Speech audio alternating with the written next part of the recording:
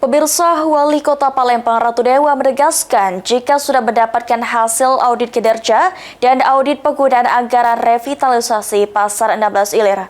Meski begitu, Wali Kota Palembang enggan membeberkan hasil audit tersebut lantaran bersifat internal.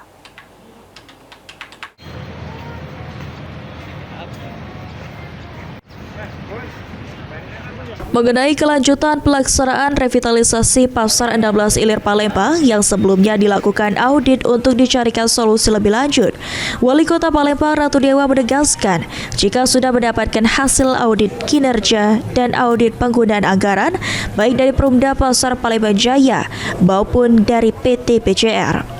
Dengan hasil audit tersebut, pemerintah Kota Palembang akan menggandeng Kemenkumham untuk menentukan keputusan tentang kelanjutan revitalisasi Pasar 16 Ilir. Sementara mengenai hasil audit dari pihak Inspektorat Palembang, Ratu Dewa enggan membeberkan lantaran dianggapnya bersifat internal. Selesai, baru kita cari solusi terhadap penataan para PKL, apakah harus masuk ke dalam. Tetapi sekali lagi memang harus ditata dengan baik, termasuk regulasi-regulasinya. Apakah berupa perwali, apakah SKS surat keputusan, sehingga penataannya benar-benar terukur dan juga waktu-waktu mereka berjualan. Hasil auditnya sendiri dari inspektor lain apa nih, Pak?